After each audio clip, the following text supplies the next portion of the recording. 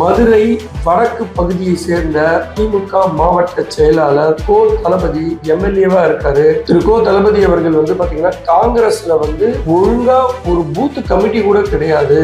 இவங்கெல்லாம் ஆட்சியில அதிகாரத்துக்கும் பங்கு வேணும்னு சொல்லி கேட்டுட்டு இருக்காங்க. அதெல்லாம் ஒரு கட்சியா அப்படின்னு சொல்லி மிகவும் தலைக்குறைவான வார்த்தைகள் பேசுறாங்க. நிர்வாகிகள் எல்லாம் குறிப்பா அதுல ஒரு சில நிர்வாகிகள் என்ன சொல்றாங்கன்னா, நாம தோத்தாலும் பரவாயில்ல டிவிக்கு கூட போலாம். ஏன் அப்படின்னா இன்னைக்கு டிவிக்கு கூட நம்ம கட்சியை வளர்க்க முடியும். ஒரு 70 சீட்டு கொடுக்கறதுக்கு அவங்க ரெடியா இருக்காங்க. நம்ம கட்சியும் காங்கிரஸும் தமிழ்நாட்டுல வளர்க்க முடியும். அதே நேரத்தில் தோற்றுவிட்டாலும் வருகின்ற நாடாளுமன்ற தேர்தலில் டிவிக்கு கூட கூட்டி வச்சு கணிசமான தொகுதியும் நம்ம எம்பியா பெற முடியும். சோ இது நம்மள யாரும் நம்மள காட்டுறதுக்கும் ஒரு விதமான முன்னேற்பாடாகவும் இருக்கும் அப்படின்ற மாதிரி அந்த கூட்டத்தில் இருந்த நிர்வாகிகள் எல்லாமே சொல்றாங்க. மார்க்சிஸ்ட் கம்யூனிஸ்ட் கட்சியோட மாநில தலைவர் திரு சண்முகம் அவர்கள் இன்னைக்கு அவங்களோட மீட்டிங்ல நேற்றைய தினம் மாநில செயற்குழு மீட்டிங் நடந்த போது அவங்க என்ன தீர்மானம் நிறைவேற்றிட்டாங்கன்னா, வருகின்ற சட்டமன்ற தேர்தலில் திமுகவோட நம்ம கூட்டணி தொடரணும். அதுல எந்த வித டவுட்டும் இல்லை.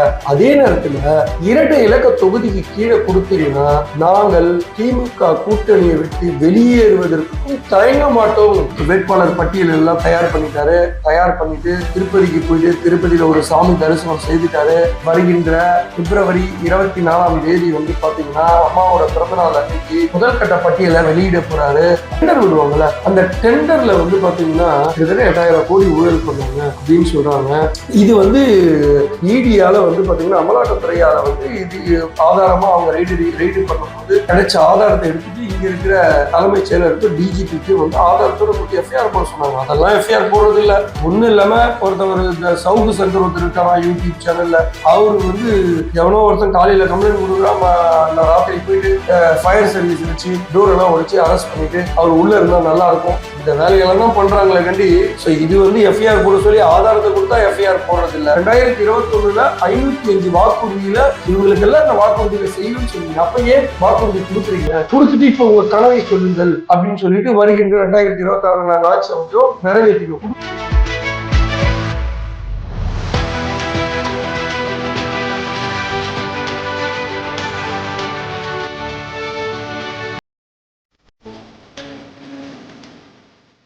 வணக்கம் HKS வாய்ஸ் நேயர்களே. இன்றைக்கான கேள்விக்கு என்ன பதில் நிகழ்ச்சியில அரசியல் மற்றும் சமூகம் சார்ந்த கேள்விகளை தான் ஹரிகிருஷ்ணன் சார் கிட்ட கேட்க போறோம். வீடியோக்குள்ள போறதுக்கு முன்னாடி மக்களாகிய நீங்க நம்ம சேனலை மறக்காம சப்ஸ்கிரைப் பண்ணிக்கோங்க. கூடவே அந்த பெல் ஐக்கனையும் கிளிக் பண்ணிக்கோங்க. உங்களுடைய கேள்விகளை மறக்காம கமெண்ட் செக்ஷன்ல ஷேர் பண்ணுங்க. வாங்க வீடியோக்குள்ள போலாம். வணக்கம் சார். வணக்கம் சார். திரு முதல்வர் ஆகிய ஸ்டாலின் அவர்கள் கூட்டணி ஆட்சி ஒத்து வராது அப்படின்ற மாதிரி சொல்லியிருந்தாரு. மாணிக்க தாக்கூர் மற்றும் பல காங்கிரஸ் தலைவர்கள் இன்னமும் ஆட்சியிலயும் அதிகாரத்திலயும் பங்கு வேணும் அப்படின்ற மாதிரி கேட்டுட்டே இருக்காங்க. இவங்க கூட்டணி தொடருமா சார்? இத பத்தி கொஞ்சம் சொல்லுங்க சார். கண்டிப்பா இத பத்தி நம்ம பேசலாம். பொதுவா பாத்தீங்கன்னா காங்கிரஸ்ல நம்ம ஏற்கனவே பல வீடியோல சொன்னதுதான், எம்எல்ஏஸ் ஒரு டீமாவும் எம்பிஸ் எல்லாம் ஒரு டீமாவும் இருக்காங்க. அதுல குறிப்பா மாணிக்க தாக்கூர், ஜோதிர்மணி, அதன் பிறகு பாத்தீங்கன்னா வேலுச்சாமி திருச்சி சேர்ந்த அவரு, இவங்க இந்த மாதிரி ஒரு குறிப்பிட்ட ஆட்கள் பாத்தீங்கன்னா திமுக நம்மள ரொம்ப யூஸ் பண்றாங்க அப்படின்ற மாதிரி பேசிக்கிறாங்க. நமக்கு எதுவுமே செய்து கொடுக்க மாட்டேங்கிறாங்க. ஆனா நம்மள வச்சு அவங்க ஆட்சியில உட்காந்துக்கிட்டு எது செய்தாலும், ஒரு நல்ல விஷயங்கள் செய்தாலும் சட்டமன்றத்திலேயே ஆகட்டும் பொதுவெளியிலேயே ஆகட்டும் அவங்க தான் பண்ண மாதிரியும் நம்மெல்லாம் ஒண்ணுமே இல்லாத மாதிரியும் பண்ணிக்கிறாங்க. சோ நம்மள ஒரு பகடக்காயா உபயோகப்படுத்துறார்கள் அப்படின்னு சொல்றாங்க. அவங்க சொல்றது கரெக்ட் தான்.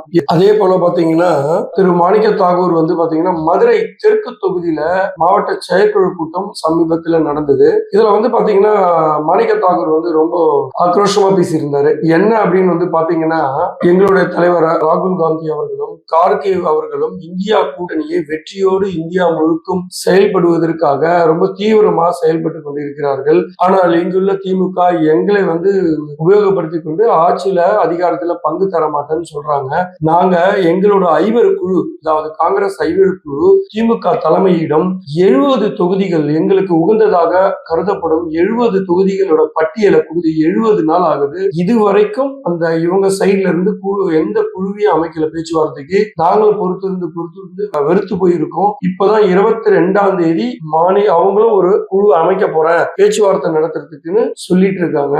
சோ இந்த நிலைமையில இருக்கும்போது இங்க இருக்கிற திமுகவில் இருக்கிற மதுரை வடக்கு பகுதியை சேர்ந்த திமுக மாவட்ட செயலாளர் கோ தளபதி எம்எல்ஏவா இருக்காரு. திரு கோ தளபதி அவர்கள் வந்து பாத்தீங்கன்னா காங்கிரஸ்ல வந்து ஒழுங்கா ஒரு பூத் கமிட்டி கூட கிடையாது.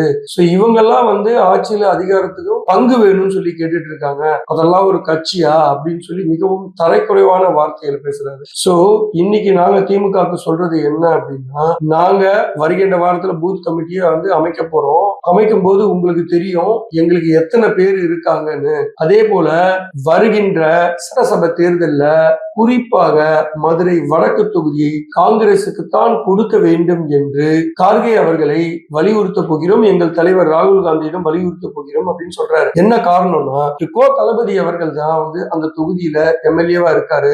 இன்னும் சொல்ல போனா ஒருவேளை திமுக அரசாங்கம் வருகின்ற சட்டமன்ற தேர்தல வெற்றி பெற்றார்கள் என்றால் அவர் மந்திரி ஆவதற்கு கூட வாய்ப்புகள் அதிகமாக இருக்குதுன்னு சொல்லப்படுது. அந்த அளவுக்கு கட்சிக்கு விசுவாசமான ஒருத்தர், அதே போல கடுமையான உழைப்பாளி. அவரை வந்து இவங்க வந்து தண்டிக்கணும் அப்படின்ற மாதிரியும் இவங்க சைட்ல திரு செல்வ பெருந்தகை மூலியமா அவங்களுடைய தமிழ்நாட்டு காங்கிரஸ் காரிய கமிட்டியோட தலைவர் மூலியமா அவங்களுக்கு தகவல் சொல்லி அனுப்பியிருந்தாங்க திமுக தலைமையிடம். பட் ஆனா இது 20 நாள் ஆயிடுச்சு, எந்த நடவடிக்கையும் எடுக்கல. அப்ப காங்கிரஸ் என்ன இவங்க கிள்ளிக்கிரியா நினைக்கிறாங்களா? இவர்களை போல எங்களுக்கும் பதிலடி கொடுக்க தெரியும், ஆனா எல்லாத்துக்கும் பொறுமையா இருக்கும், தொடர்ந்து பொறுமையா இருக்க முடியாது அப்படின்னு சொல்றாரு. அது போக திரு கண்ணப்பன் இடத்துல இருந்து என்ன சொல்றாரு, இதெல்லாம் ஒரு கட்சி, இவங்க எல்லாம் நின்று பேசுற அளவுக்கு இருக்கா அப்படின்னு சொல்லி அவரும் வந்து கடுமையா வந்து ஒரு பொதுக்கூட்ட மேடையில பேசிட்டாரு. சோ இதெல்லாம் வந்து பாத்தீங்கன்னா காங்கிரஸ் தரப்பினரை வந்து கடுமையா கோபத்தை ஏற்படுத்தி இருக்கு. சோ இந்த கூட்டணி தொடருமா அப்படின்றது கொஸ்டின் மார்க். உடனே திமுக தலைவருக்கு பெருத்த சந்தேகம். சோ இப்படி மாணிக்க தாக்கூர் தொடர்ந்து கடுமையா பேசுறாரு. திரு ராகுல் காந்தியோட இசைவு இல்லாம இவரால இப்படி பேச முடியுமா அப்படின்ற சந்தேகம் இவர் நம்ம தலைவர் திமுக தலைவர் திரு மு.க. ஸ்டாலின் அவர்களுக்கு பெருத்த சந்தேகம். சோ உடனடியா அவர் என்ன பண்றாரு அப்படின்னு வந்து பாத்தீங்கன்னா, இங்க இருக்கிற சிதம்பரம், பீட்டர் அல்போன்ஸ், திருநாவுக்கரசு இவங்க மூலியமா எல்லாம் வந்து சொல்லி சோனியா காந்தி அவர்களிடம் பேசி பார்த்தாங்க. அப்பவுமே இந்த பிரச்சனை முடிவுக்கு வர மாதிரி தெரியல. சோ இதுக்கப்புறமா வந்து பாத்தீங்கன்னா தெலுங்கானா முதலமைச்சர் ரேவந்த் ரெட்டி அவர் மூலியமாவும் தூது விட்டு பாக்குறாரு.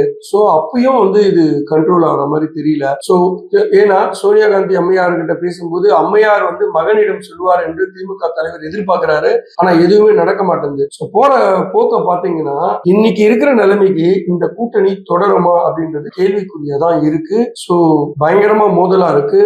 எங்களுக்கு கிடைச்ச சோர்சஸ் பிரகாரம் வந்து பாத்தீங்கன்னா பிரவீன் காந்தி அவர்கள் ஆதவ் அர்ஜுனாவை நேற்றைய தினம் ரகசியமான முறையில் சந்தித்ததாக கூறப்படுகிறது. சோ இப்போ நான் ஏற்கனவே சொல்லியிருந்தேன் திமுக கூட தான் காங்கிரஸ் இருக்கும் அப்படின்னு. பட் இப்போ நடக்கிற சில விஷயங்கள் எல்லாம் பார்க்கும்போது சந்தேகத்துக்கு இடமான முறையில இருக்கு. ஏன் அப்படின்னா இவங்க வந்து திரு ராகுல் காந்தி அவருக்கு வந்து பாத்தீங்கன்னா திமுக தலைவர் திரு மு.க. ஸ்டாலின் அவர்கள் வந்து தமிழகத்துக்கு வந்து கூட்டணி ஆட்சி ஒத்து வராதுன்றது மூஞ்சால் அடிச்ச மாதிரி சொன்னது வந்து பாத்தீங்கன்னா அவருக்கு ஒரு ஈகோவா தான் போயிடுச்சு. அதே நேரத்துல இந்த மாணிக்க தாக்கூர் மற்றும் இந்த செயற்குழு கூட்டத்துல ஒரு முடிவு எடுத்தாங்களா, அங்க இருந்த நிர்வாகிகள் எல்லாம், குறிப்பா அதுல ஒரு சில நிர்வாகிகள் என்ன சொல்றாங்கன்னா, நாம தோத்தாலும் பரவாயில்ல டிவிக்கு கூட போலாம். ஏன் அப்படின்னா இன்னைக்கு டிவிக்கு கூட நின்னா நம்ம கட்சியை வளர்க்க முடியும், ஒரு 70 சீட்டு கொடுக்கறதுக்கு அவங்க ரெடியா இருக்காங்க. நம்ம கட்சியும் காங்கிரஸும் தமிழ்நாட்டுல வளர்க்க முடியும். அதே நேரத்துல தோற்றுவிட்டாலும் வருகின்ற நாடாளுமன்ற தேர்தலில் டிவிக்கு கூட கூட்டணி வச்சு கணிசமான தொகுதியும் நம்ம எம்பியா பெற முடியும். சோ இது வந்து நம்மள யாருன்னு நம்மள காட்டுறதுக்கும் ஒரு விதமான முன்னேற்பாடாகவும் இருக்கும் அப்படின்ற மாதிரி அந்த கூட்டத்தில் இருந்த நிர்வாகிகள் எல்லாமே சொல்றாங்க. சோ இப்படி தொடர்ந்து பனிப்போர் போய் கொண்டே இருக்கிறது. இதற்கு இடையில் எங்களுக்கு கிடைத்த தகவல், இந்த மார்னிங் வந்து பாத்தீங்கன்னா டெல்லியில இருந்து திரு ராகுல் காந்தி அவர்கள் மூலமா செல்வ பெருந்தகை அவர்கள் இன்று மதியம், அதாவது 2 மணி வாக்கில் டெல்லிக்கு போவதாகவும் சொல்லப்படுகிறது. சோ இது என்ன காரணமா இருக்கும் அப்படின்னு நம்ம யோசிக்கும் போது டிவிகே காங்கிரஸ் கூட்டணி தொடர்வதற்கு வாய்ப்புகள் அதிகமாக இருப்பதாக சொல்லப்படுகிறது. இப்போது திமுக தலைவர் திரு மு.க. ஸ்டாலின் அவர்கள் மிகுந்த கலக்கத்தில் உள்ளார் என்று கூறப்படுகிறது. ஏன் அப்படின்னா திரு செல்வ பெருந்தகை அவர்கள் அவரிடம் தன்னை அழைக்கப்பட்டதான காரணத்தை சொல்லிவிட்டு தான் போகிறார். ஏனென்றால் செல்வ பெருந்தகை அவர்கள் திமுகவிடம் இருப்பதற்காக பல தரப்பட்ட முயற்சியை எடுத்து சோனியா காந்தி அம்மையாரிடமும் கார்கேவிடமும் மிக தெளிவாக திமுகவிடம் செல்ல வேண்டும் என்று மறைமுகமாகவும் நேரடியாகவும் சொல்லி பார்த்து விட்டார். ஆனால் இங்கிருக்கும் காங்கிரஸை சேர்ந்த நிர்வாகிகள் அதே போல திமுகவில் இருக்கும் நிர்வாகிகள் தேவையில்லாத பிரச்சனை கொளுத்தி போறவே இந்த பிரச்சனை இப்ப ராகுல் காந்திக்கு ரொம்ப தீவிரமா இதுக்கு இம்பார்ட்டன்ஸ் கொடுக்க ஆரம்பிச்சுட்டாரு. சோ பொறுத்திருந்து பார்க்கலாம், இந்த கூட்டணி தொடருமா இல்ல முடிவுக்கு வருமா என்று இன்னும் ஒரு சில தினங்களில் தெரிந்துவிடும் என்று சோர்சஸ் நமக்கு சொல்றாங்க. சோ டிவிகேக்கு காங்கிரஸ் வந்தாச்சுன்னா நிச்சயமா தனிமையா இருக்கிற டிவிகேக்கு இது ஒரு பெரிய வரப்பிரசாதமாக இருக்க போகிறது என்பதில் ஐயமில்லை. சார், நீங்க சொல்ற மாதிரி திமுக நிர்வாகிகளும் சரி காங்கிரஸ் நிர்வாகிகளும் சரி மாத்தி மாத்தி இந்த மாதிரி பேசிட்டு போயிட்டே இருக்க இந்த சூழல்ல திமுக அமைப்பு செயலாளரான திரு RS பாரதி அவர்கள் 5000 நாங்க மக்களுக்கு இப்ப கொடுத்திருக்கோம், சோ மக்கள் எல்லாரும் ஹாப்பியா ஆகிடுவாங்க, சோ காங்கிரஸ் இதுக்கு மேல எதுவும் பேச மாட்டாங்க, எங்க கூட தான் இருப்பாங்க அப்படின்ற மாதிரியான ஒரு ஸ்டேட்மெண்ட்டை சொல்லிடுறாரு. இத பத்தி நீங்க என்ன நினைக்கிறீங்க சார்? திரு RS பாரதி அவர்கள் பாத்தீங்கன்னா வாய வச்சுட்டு சும்மாவே இருக்க மாட்டாரு. எப்ப பார்த்தாலும் ஏதாவது வளர்றது மட்டும்தான் அவரோட வேலை. சோ ஏற்கனவே அவங்களே சம கடுப்புல இருக்காங்க காங்கிரஸ்காரங்க. இவர் இந்த 5000 ரூபாய் கொடுத்துட்டதுனால எல்லாருமே கூட இருப்பாங்க அப்படின்னு சொல்றதெல்லாம் என்ன கேட்டீங்கன்னா இது அவசியம் இல்லாத வார்த்தைகள் தான் சொல்லணும். இது இவங்க தெரிஞ்சு பேசுறாரா தெரியாம பேசிட்டு இருக்காங்களான்னு தெரியல. இவர் 5000 ரூபாய் கொடுத்தது எத்தனை மக்கள் பாராட்டுவாங்கன்னு நினைக்கிறாங்கன்னு எனக்கு தெரியல. போய் பார்க்க சொல்லுங்க வெளியில. சும்மா இப்படி நெகட்டிவான ஒரு விஷயத்த பாசிட்டிவான விஷயமா மாத்த திமுக காரங்க நினைக்கிறாங்க. திமுக காரங்களுக்கு எல்லாருக்கும் ஒண்ணு நம்ம நல்லா சொல்றோம், இந்த 5000 ரூபாய்ன்றது மக்களுக்கு தெரியாதுன்னு நீங்க எல்லாம் நினைச்சிட்டு இருக்கீங்களா? அது ஒண்ணா தமிழக பெண்மணிகள் எல்லாம் நீங்க சொல்றது எல்லாம் கேட்டுக்கிட்டு எலிச்ச வாயினா இப்ப கட்சிக்காரன் வேணா உங்க கட்சிக்காரனே திட்டுவான். சரி, வரப்போற 3 மாசத்துக்கு முன்னாடியே கொடுக்குறீங்க, அது ஓகே. அந்த 3000 ரூபாய் கொடுத்துட்டு மீதி இருக்கிற 2000 ரூபாய் கோடைக்கால சிறப்பு நிதின்னு கொடுக்குறீங்க. 4 வருஷமா எத்தனையோ கோடைக்காலம் வந்துச்சு, அப்பெல்லாம் உங்களுக்கு கோடைக்காலத்தோட கஷ்டம் தெரியலையா? சரி, நீங்க நினைக்கிறது எல்லாம் புத்திசாலி நீங்க மட்டும்தான், மத்தவங்க எதிர்க்கிறவங்கள முட்டாளுன்னு நினைச்சீங்கன்னா உங்களை விட மிகப்பெரிய முட்டாள் இந்த உலகத்துல யாருமே கிடையாது. சோ இதுக்கு பதில் அடியாதான் பிரவீன் சக்கரவர்த்தி, அதாவது காங்கிரஸோட சேர்ந்தவரான பிரவீன் சக்கரவர்த்தி டேட்டா அனாலிசிஸ், அவர் பொலிட்டிக்கல் டேட்டா அனாலிசிஸ், அவர் எக்ஸ்ல ஒரு ட்வீட் போட்டிருக்காரு. என்ன ட்வீட் போட்டிருக்காருன்னா, இந்த 5000 ரூபாய் கொடுத்தது நல்ல விஷயம், ஏன்னா மக்களுக்கு போய் பணம் சேர்றது எந்த தலைவரும் தப்பா பேச மாட்டாங்க, மக்கள் பயன்பெறது நல்லதுதான். ஏன்னா நீங்க எவ்வளவோ கொள்ள அடிச்சுட்டு போறீங்க, அது என் மக்கள் அதை சாப்பிடறதுல எந்த தவறும் இல்லை, சரிங்களா? அதுல அவர் என்ன சொல்லியிருக்காரு, சந்தோஷமான விஷயம். அதே நேரத்துல இதே போல நடந்து முடிந்த சட்டசபை தேர்தல் 9 மாநிலங்கள ஒரு ஸ்ட்ராட்டஜி அனலைசிஸ் எடுத்து பார்த்தோம்னா சிறிது இடத்துல 5 மாநிலத்துல தோத்து போயிருக்காங்க, 4 மாநிலத்துல வெற்றி பெற்றிருக்காங்க. இதே பெண்களுக்கு உரிமை தொகையை நாம எப்படி கொடுக்கிறோமோ அதே பெண்களுக்கு பலவிதமான பெயர்ல அவங்க உரிமை தொகையா கொடுத்துட்டு இருக்காங்க. சோ அந்த 9 மாநிலத்தோட டீட்டெயில் நான் உங்களுக்கு இங்க சொல்றேன். மத்திய பிரதேசத்துல 2023ல பிஜேபி அங்க ரூல் பண்றாங்க. அவங்க இத டிக்ளேர் பண்ணதுனால வின் பண்ணிட்டாங்க. அடுத்தது ராஜஸ்தான்ல 2023ல பாத்தீங்கன்னா காங்கிரஸ் இந்த மாதிரி ஒரு ஸ்கீமை டிக்ளேர் பண்ணதுல தோத்துட்டாங்க. திருப்பி தெலுங்கானால 2023ல பாத்தீங்கன்னா பிஆர்எஸ் தோத்துட்டாங்க. அதுக்கப்புறம் சண்டிகர்ல எடுத்துக்கிட்டோம் 2023ல காங்கிரஸ் லாஸ்ட். ஆந்திரா 2024 பாத்தீங்கன்னா லாஸ்ட். ஜார்க்கண்ட் 2024ல பாத்தீங்கன்னா வின் பண்ணாங்க. அப்புறம் மகாராஷ்டிரா 2024ல பாத்தீங்கன்னா வின் பண்ணாங்க. டெல்லி 2025ல பாத்தீங்கன்னா லாஸ்ட். பீகார் 2025 என்டிஏ ரீசெண்டா நமக்கு நடந்தது நம்ம எல்லாருக்குமே தெரியும், வின் பண்ணாங்க. சோ அவர் என்ன சொல்ல வர்றாரு அப்படின்னா, RS பாரதி அவர்களுக்கும் அந்த திமுகவை சேர்ந்த மற்ற தலைவர்களுக்கும் அவர் இன்டைரக்டா ஒரு விஷயத்த சொல்றாரு, பணம் கொடுப்பதால் மட்டுமே வருகின்ற சட்டமன்ற தேர்தலில் வின் பண்ண முடியாதுன்றது. இது புரிய வேண்டியவங்களுக்கு புரிஞ்சா சரின்றதுதான் அவரோட இதோட மீனிங்கா நாம இங்க சொல்றோம். சார், சிபிஎம் தலைவர் திரு சண்முகம் அவர்கள் இரட்டை இலக்க தொகுதிகள் கொடுத்தா மட்டும்தான் இனிமேல் திமுக கூட கூட்டணி, இல்லைன்னா நாங்க விலகுறோம்ன்ற மாதிரியான ஒரு ஸ்டேட்மெண்ட் சொல்லியிருக்காரு. அதை பத்தி நீங்க என்ன நினைக்கிறீங்க சார்? எனக்கு தெரிஞ்சு பாத்தீங்கன்னா திமுகவுக்கு டைம் சரியில்லை. உப்பு தின்னவன் தண்ணியை குடிச்சு ஆகணும். இவங்க செய்த ஊழல் இதெல்லாம் பாத்தீங்கன்னா கடவுளுக்கு கூட பொறுக்காதுன்ற மாதிரி தான் சொல்ல முடியும். அவ்வளவு அராஜகம், அவ்வளவு திமிரு, ஆணவம், அகங்காரங்கள் நிறைஞ்சு இருக்கு. இவங்களுக்கு என்ன தைரியம்னா, மகளிர் உரிமை தொகை ஒரு 1000 ரூபாய் தரும், அதே போல காலேஜ் ஸ்டூடெண்ட்ஸுக்கு வந்து புதுமை பெண் திட்டத்துல ரூபாய் 1000 கொடுத்துட்டு இருக்கோம். இதை வச்சு நம்ம என்ன கொள்ள அடிச்சாலும் நம்மள கேள்வி கேட்கறதுக்கு ஆள் இல்ல. ஏன்னா அவங்க கூட இருக்கிற கூட்டணி கட்சி தலைவர்கள் எல்லாமே வாய மூடி மௌனமா தானே இருக்காங்க. ஒவ்வொரு கட்சிக்கும் ஒரு கொள்கை இருக்கு, சரிங்களா? கூட்டணி அமைஞ்சா எல்லாரோட கொள்கையும் ஒண்ணுன்றது கிடையாது. ஒரு சில காரணங்களுக்காக தேர்தல் நேரத்துல கூட்டணி சேருவாங்க. அந்த 15-30 நாள் கழிச்சு தான் கூட்டணியே வகிச்சாலும் அந்த கூட்டணியில இருக்கிற லீட் பண்ற கட்சி ஆட்சி செய்யும் போது மக்களுக்கு சரியான முறையில சர்வீஸ் பண்ணல அப்படின்னா, ஆட்சியை செலுத்த முடியல, தவறு செய்யறாங்க அப்படின்னு நினைச்சாங்கன்னா அவங்க குரல் கொடுத்து அதை கேள்வி கேட்கும் போது மட்டும்தான் ஆளும் வர்க்கம் பயந்துகிட்டு கரெக்டான முறையில ஆட்சி செய்வாங்க. ஆனா நீங்க எல்லாம் வாய மூடிட்டு இருக்கீங்களே, என்ன காரணம்? இது எல்லாமே வந்து பாத்தீங்கன்னா இது இப்ப வெடிக்க ஆரம்பிச்சிருக்கு. அதுலதான் காங்கிரஸ் வெடிக்க ஆரம்பிச்சதை பார்த்துட்டு மார்க்சிஸ்ட் கம்யூனிஸ்ட் கட்சியோட மாநில தலைவர் திரு சண்முகம் அவர்கள் இன்னைக்கு அவங்களோட மீட்டிங்ல நேற்றைய தினம் வந்து மாநில செயற்குழு மீட்டிங் நடந்த போது அவங்க என்ன தீர்மானம் நிறைவேற்றிருக்காங்கன்னா, வருகின்ற சட்டமன்ற தேர்தலில் திமுகவோட நம்ம கூட்டணி தொடர்றோம், அதுல எந்த வித டவுட்டும் இல்ல. அதே நேரத்துல 2 இலக்க தொகுதிக்கு கீழே கொடுத்தீங்கன்னா நாங்கள் திமுக கூட்டணியை விட்டு வெளியேறுவதற்கும் தயங்க மாட்டோம் அப்படின்னு இவ்வளவு ஒரு ஸ்ட்ராங்கா வந்து அவர் வந்து வெளியில சொல்லியிருக்காங்கன்னா, மீடியா முன்னாடி சொல்லியிருக்காருன்னா புரிஞ்சுக்குங்க, திமுக தலைவர் அவர்களே, நமக்கு எப்பவுமே ஆணவம் வேண்டாம். இது போக போக உங்க கூட்டணி கட்சி செதறி போகுது. அதை நீங்க பார்க்கத்தான் போறீங்க.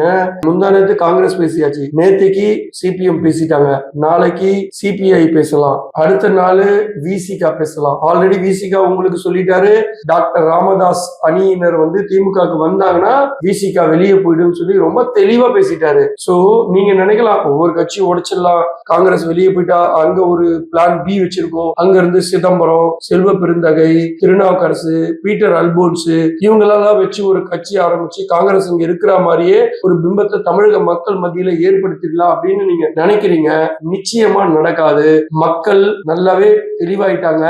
டே பை டே என்டிஏவா இருக்கட்டும், திரு விஜய் அவர்களுடைய டிவிகே கட்சியோட காங்கிரஸ் ஒரு கால் சேர்ந்ததுன்னா உங்களுடைய தோல்வி 100% உறுதிங்க. எழுதி வச்சுக்கோங்க. இன்னும் 1 or 2 டேஸ்ல தெரிய போது, பொறுத்திருந்து பார்க்கலாம். சார், திரு இபிஎஸ் அவர்கள் ஈரோட்ல நடந்த மக்களை காப்போம் தமிழகத்தை மீட்போம் கேம்பெயின்ல திமுக மற்றும் திமுக தலைவரான திரு மு க ஸ்டாலின் அவர்களையும் பயங்கரமா விமர்சனம் செஞ்சிருந்தாரு. அதை பத்தி நீங்க என்ன நினைக்கிறீங்க சார்? எஸ், நேத்து திரு இபிஎஸ் அவர்கள் வந்து பாத்தீங்கன்னா ஈரோடு மாவட்டத்துல பவானி சாகர்ல வந்து பிரச்சாரத்தை ஆரம்பிச்சிட்டாரு. ஏற்கனவே 180 தொகுதியில வந்து பாத்தீங்கன்னா மக்களை காப்போம் தமிழகத்தை மீட்போம் அப்படின்ற வாசகத்தோட அவர் ஆரம்பிச்சாரு. ஏறத்தாழ 180 தொகுதியில பிரச்சாரத்தை முடிச்சிட்டாரு. இதுக்கு இடையில கூட்டணி விஷயங்கள் இதெல்லாம் வந்து பேசினாரு. பேசி முடிச்சுட்டு ஒரு பிரேக் எடுத்தாரு. இந்த பிரேக்ல அப்புறமா கட்சியோட வேட்பாளர் பட்டியல் எல்லாம் தயார் பண்ணிட்டாரு. தயார் பண்ணிட்டு திருப்பதிக்கு போயிட்டு திருப்பதியில ஒரு சாமி தரிசனம் செய்துட்டாரு. வருகின்ற பிப்ரவரி 24ஆம் தேதி வந்து பாத்தீங்கன்னா அம்மாவோட பிறந்தநாள் அன்னைக்கு முதல் கட்ட பட்டியலை வெளியிட போறாரு. அப்ப நீங்க கேட்கலாம், மத்த கூட்டணி கட்சி எல்லாம் என்ன சார் ஆச்சு, அதுக்கு டிக்ளேர் பண்றதுக்கு முன்னாடி பண்ண முடியுமான்னு. ஆல்மோஸ்ட் எல்லாருக்குமே தொகுதி எல்லாம் கொடுத்துட்டாங்க. 24ஆம் தேதிக்கு அப்புறமா 1 by 1 ஒவ்வொரு விஷயம் நடக்க போகுது. இதுக்கு இடையில தேசிய முற்போக்கு திராவிட கழகம் திருமதி பிரேமலதா அவர்களுக்கும் ஆல்மோஸ்ட் முடிவாயிடுச்சு. அவங்களும் இன்னும் ஒரு வாரத்துக்குள்ள மேக்சிமம் 5-6 நாள்ல வந்து அவங்களும் தொகுதிகள்லாம் சொல்லிட்டு ஒன்னொன்னா டிக்ளேர் பண்ண ஆரம்பிக்க போறாங்க. சோ இவரு என்டிஏ வந்து பாத்தீங்கன்னா பிச்சுக்கிட்டு போயிட்டு இருக்கு. பிச்சுக்கிட்டு போகுதுன்ற மீன்ஸ் அசுர வளர்ச்சியில ஃபாஸ்டா போயிட்டு இருக்காங்க. இங்க வந்து பாத்தீங்கன்னா திமுக கூட்டணியில பிச்சுக்கிட்டு போகுது. சரிங்களா? மீனிங் புரிஞ்சிச்சா? அப்படி இருக்கு. சோ இங்க வந்து இவர் வந்து அடுத்தடுத்து பிரச்சாரத்துக்கு ரெடி ஆயிட்டாரு. சோ இங்க வந்து பாத்தீங்கன்னா நேற்றைய தினம் ஈரோடு மாவட்டத்துல பண்ணாரு. அடுத்தது பிப்ரவரி 21ஆம் தேதி வந்து பாத்தீங்கன்னா திருவள்ளூர் தெற்கு மாவட்டம் அம்பத்தூர் தொகுதியில பிரச்சாரம் பண்றாரு. பிப்ரவரி 22ஆம் தேதி மாதாவரம் மற்றும் பொன்னேரி தொகுதியில பிரச்சாரம் பண்றாரு. பிப்ரவரி 25ஆம் தேதி மதுரை வயல் மற்றும் பூந்தமல்லி தொகுதியில பிரச்சாரம் பண்றாரு. பிப்ரவரி 26 செங்கல்பட்டு மேற்கு மாவட்டத்துல தாம்பரத்துல பிரச்சாரம் பண்றாரு. அதோட பல்லாவரத்துல பிரச்சாரம் பண்றாரு. இப்படி இவர் வந்து ஸ்பீடா போயிட்டே இருக்காரு. அதுல குறிப்பா நேற்றைய தினம் ஈரோடு மாவட்டத்தில் உள்ள பவானி சாகர் தொகுதியில திமுக தலைவருக்கு கடும் விமர்சனம் வச்சிருந்தாரு. எதுக்காக அப்படின்னா, திரு மு க ஸ்டாலின் அவர்கள் இபிஎஸ் வந்து பாத்தீங்கன்னா அடிமை எடப்பாடி பழனிசாமி, ஊர்ந்து செல்லும் எடப்பாடி பழனிசாமின்னு சொல்லி அவரை பிஜேபியோட அடிமைன்னு சொல்லி கண்ணா வேணான்னு பேசிட்டாரு. அவருக்கு என்ன கோபம் வந்துருச்சோ தெரியல.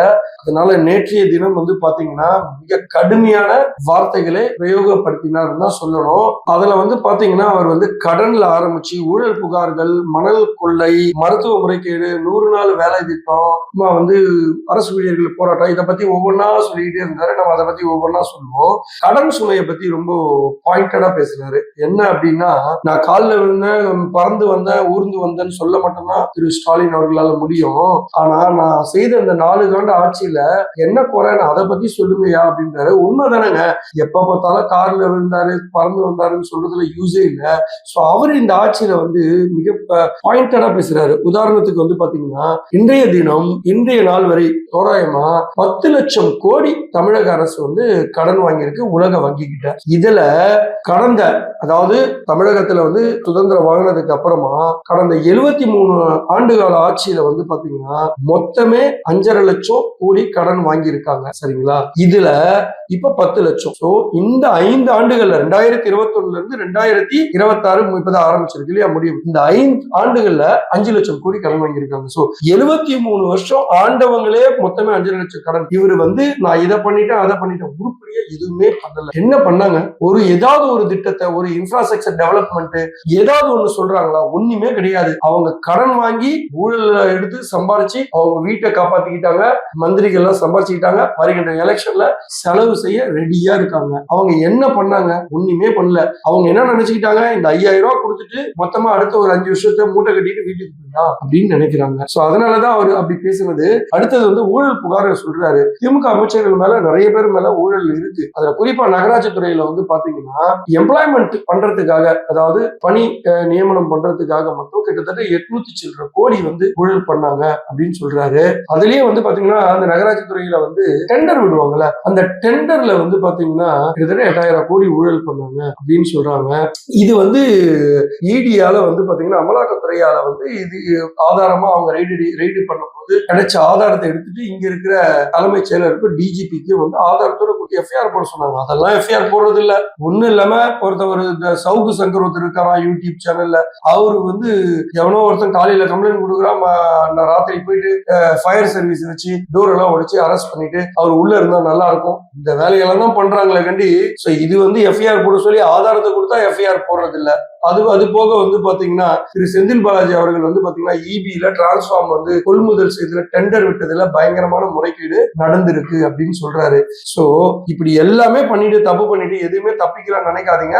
அதிமுக ஆட்சி அமைஞ்சதும் உங்க மேல நடவடிக்கை எடுக்கப்படும் அப்படின்றத அந்த பிரச்சாரத்துல சொல்றாரு. அது போக வந்து பாத்தீங்கன்னா மணல் கொள்ளை கரூர்ல வந்து பாத்தீங்கன்னா கிட்டத்தட்ட ஒரு நாளைக்கு 3000 லோடு மணலை பண்றாங்க. இப்ப பாத்தீங்கன்னா லேட்டஸ்டா MR விஜயபாஸ்கர், அதாவது அதிமுகவோட கரூர் மாவட்ட செயலாளர் வந்து பாத்தீங்கன்னா மக்களை கூட்டிட்டு போயிட்டு இந்த கிரேன்லயும் இதுலயும் மண் அள்ளும் போது அவங்கள வந்து பிடிச்சிட்டு சிறைவாசப்படுத்திட்டு காவல்துறையில, வருவாய்த்துறையில ஒப்படைச்சாரு. சோ இந்த போராட்டத்தை குறிப்பிட்டு தான் இவர் பர்டிகுலரா சொல்றாரு. ஒரு நாளைக்கு 3000 லோடு மணலை திருடுறாங்க அப்படின்னு சொல்றாரு. இதுல காவல்துறையும் வருவாய்த்துறையும் கம்முனே இருக்காங்க. நிச்சயமா அதிமுக ஆட்சி வந்த பிறகு இவங்க மீது கடும் நடவடிக்கை எடுக்கப்படும் சொல்றாரு. அடுத்தது மருத்துவ முறைகேடுன்னு சொல்றாரு. அதாவது திமுகவில் இருக்கிற ஒரு எம்எல்ஏ அவங்க வந்து பாத்தீங்கன்னா அவங்க ஹாஸ்பிட்டல்ல ஏழைகளோட வறுமையை, அதாவது அங்க இருக்கிற நாமக்கல் மாவட்டம், சேலத்தை சுத்தி இருக்கிற இந்த மாவட்டத்துல எல்லாம் ஏழைகள், வறுமையில இருக்கிற ஏழைகளை அதை பயன்படுத்தி அவங்க கிட்ட இருந்து வந்து கிட்னி முறை திருடுறது, கல்லீரலை திருடுறது, இந்த மாதிரி வேலைகளை பண்றாங்க. அந்த ஹாஸ்பிட்டல்ல யாராவது ஆபரேஷனுக்கும் பரிசோதனைக்கும் போயிருக்கீங்களா? நீங்க எல்லாமே உங்க உடல் உறுப்புகள் கரெக்டா இருக்கான்னு ஸ்கேன் எடுத்து பாத்துக்குங்க. இவங்க மீதும் இதுவரைக்கும் நடவடிக்கை எடுக்காம எஃப்ஐஆர் போடாம உட்கார்ந்துட்டு இருக்காங்க. சோ அதிமுக ஆட்சி அமைஞ்ச பிறகு இவங்க மீதும் கடும் நடவடிக்கை எடுக்கப்படும் அந்த கூட்டத்துல சொல்றாரு. அடுத்தது 100 நாள் வேலை வாய்ப்பு திட்டத்தை வந்து சென்ட்ரல் கவர்மெண்ட் வந்து 125 நாளா ஆக்கியிருக்காங்க. அத நான் 180 நாளா அதிமுக ஆட்சி அமைஞ்ச பிறகு சென்ட்ரல் கவர்மெண்டோட பேசி இந்த ஸ்கீமை 180 நாளுக்கா விரிவர செய்வேன் அப்படின்னு ஒரு வாக்குறுதியை கொடுத்திருக்காரு. அது போக வந்து பாத்தீங்கன்னா நாட்டுல வந்து சுகமா வாழறாங்க, உங்க கனவை சொல்லுங்க அப்படின்னு பேசுறாரு திரு ஸ்டாலின். மனசாட்சியோட பேசுறாரா இல்லையா தெரியல. எங்க பார்த்தாலும் போராட்டங்கள் தான். இந்த போராட்டங்களை மூடி மறைச்சிட்டு கனவு சொல்லுங்க, நினைவு சொல்லுங்கன்னு சொல்லிட்டு இருக்காரு. செவிலியர்கள் போராட்டம், இடைநிலை ஆசிரியர்கள், சம வேலை சம ஊதியம் அவங்களோட போராட்டம், அது போல ஆசிரியர்களும் ஆசிரியர்கள் போராட்டம் அவங்களோட போராட்டம், தூய்மை பணியாளர்கள் போராட்டம், அது போக சத்துணவு ஊழியர்களோட போராட்டம். இப்படி போராட்டம் போராட்டம் போராட்டம். இவங்க என்ன நினைச்சிட்டு இருக்காங்கன்னா, மக்களுக்கு வெளியில எதுவுமே தெரியல, மெயின் ஸ்ட்ரீம் மீடியா பெருசா இதுல போக்கஸ் பண்ணலன்னு நினைக்கிறாங்க. இவங்க ஒவ்வொரு நாளும் போராட்டங்கள் செய்யும் போது அவங்களை அரெஸ்ட் பண்ணிட்டு பாவங்க இங்க இருந்து சென்னையில பண்றவங்களை கூட்டு போய் இப்போ கொஞ்சம் பேரை காஞ்சிபுரத்துலயும் செங்கல்பட்டுலயும் மதுராந்தகம் சைட்லயும் இப்படி எல்லாம் பிரிச்சு பிரிச்சு விட்டுட்டு ராத்திரி நேரத்துல விட்டுட்டு பஸ் இல்லாம பெண்கள் எல்லாம் சிரமப்படுறாங்க. இந்த பாவங்களை கொடுமைகள் எல்லாம் யாருங்க பாக்குறது? காவல்துறை ஆட்சியாளர்கள் சொல்றதை செய்யுது. ஆனா இவங்க எல்லாம் என்ன பாவம் பண்ணாங்க? இதெல்லாம் ரொம்ப கொடுமையா இருக்கு. இதெல்லாம் பார்த்துட்டுதான் இருக்காரு கடவுளும். சரிங்களா? இவங்க எல்லாம் என்ன நீங்க செய்வீங்கன்னு சொல்லி 2021 505 வாக்குறுதியில இவங்களுக்கு எல்லாம் இந்த வாக்குறுதியில செய்வேன்னு சொன்னீங்க. அப்ப ஏன் வாக்குறுதி கொடுக்குறீங்க? கொடுத்துட்டு இப்போ உங்க கனவை சொல்லுங்கள் அப்படின்னு சொல்லிட்டு வருகின்ற 2026 நாங்க ஆட்சி அமைச்சோம் நிறைவேற்றிட்டோம். கொடுத்த வாக்குறுதியை நிறைவேற்றுங்க சார். கொடுத்த வாக்குறுதியை நிறைவேற்றாம இப்படி மக்களை கஷ்டத்துல ஆழ்த்திட்டு 5000 ரூபாய் கொடுத்துட்டு மொத்தமா எடுத்துட்டு போயிடலாம்னு நினைக்கிறீங்க. இது மிகப்பெரிய தப்பு. அது போக அத்தியாவசிய பொருட்கள் விலைவாசி உயர்வு, பால் விலைவாசி உயர்வு, தொழில் வரி உயர்வு, இப்படி எல்லாத்துலயும் ஈபி கட்டணம் உயர்வு, இப்படி எல்லாத்துலயும் கட்டணத்தை உயர்த்திட்டு நீங்க வந்ததுக்கு பிரகாரம் பாத்தீங்கன்னா ஒரு சொத்து வரி உயர்வு 1 மடங்குல இருந்து 3 மடங்கு ஏறி போயிருச்சு. இவ்வளவு கொடுமை பண்ணிட்டோம் நாம ஜெயிச்சிருவோம் அப்படின்னு நீங்க நினைக்கிறீங்களே அப்படின்றத மிக காட்டமான முறையில தெரிவிச்சார் சார். அதே போல முதல்வராகிய திரு உதயநிதி ஸ்டாலின் மீதும் கடுமையான ஒரு விமர்சனம் வச்சிருந்தாரு பர்சனலா. அதை பத்தி கொஞ்சம் சொல்லுங்க சார். பொதுவா திரு எடப்பாடி பழனிசாமி அவர்கள் நிறைய மீட்டிங்ல சொல்லி நான் கேட்டிருக்கேன். என்னன்னா நான் பர்சனலா யாரையுமே எப்பவுமே பேச மாட்டேன் அப்படின்னு சொல்லுவாரு.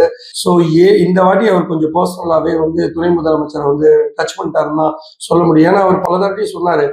உதயநிதி அவர்கள் துணை முதலமைச்சர் அவர்கள் பாத்தீங்கன்னா எடப்பாடி பழனிசாமி அவர்களை பாத்தீங்கன்னா ஊர்ந்து வராரு, எட்டுக்கால் பழனிசாமி இப்படிலாம் ரொம்ப மரியாதை குறைவாசி. அவ்வளவு ஒரு வயசு அதிகமாக இருக்கிறவரை விட இவங்களுக்கு வேற ரீசனே தெரியல. எப்ப பார்த்தாலும் காலில் விழுந்தாரு, கையில விழுந்தாரு, இதுதானே இவங்க சொல்லிட்டு இருக்காங்க. இவங்களுக்கு காரணங்கள் தெரியாததுனால இப்படி தொடர்ந்து இப்படி பேசி அவர் பல தடவை வார்னிங் கொடுத்திருந்தாரு. ஆனா கேட்கல. அதனால இந்த வாட்டி என்ன சொல்லிட்டாரு அப்படின்னா, துணை முதல்வர் அவர்களுக்கு பாத்தீங்கன்னா அதாவது இரவுல ஃபுல்லாவே வெளியில போய் சுத்துறது, இன்ஸ்டாகிராம இரவுல தான் அவர் யூஸே பண்ணுவாரு, பகலெல்லாம் தூங்குவாரு அப்படின்ற அதோட மீனிங் என்னன்னா, ஒரு டிசிப்ளின் இல்லாம இப்படி இருக்கிறவங்க இவங்க மத்தவங்களை பத்தி பேசுறாங்களா? அதாவது இரவு நேரங்களில் வெளியில ஃபுல்லா சுத்துறது, தூங்க வேண்டிய நேரத்துல தூங்குறது இல்ல, பகல்ல தூங்கிட்டு ஒழுங்கா அரசு நிகழ்ச்சி கூட சரியான நேரத்தில் போவதில்லைன்னு சொல்லி ஒரு கடுமையான விமர்சனத்தை வச்சிருக்காரு. சோ இது பாத்தீங்கன்னா மக்கள் மத்தியில பேசும் பொருளாக உள்ளது. நன்றி சார். இன்றைக்கான அரசியல் மற்றும் சமூகம் சார்ந்த கேள்விகளுக்கு நேரடியாக எந்த ஒரு மறைமுகமும் இல்லாம பதில் சொன்னமைக்கு நன்றி.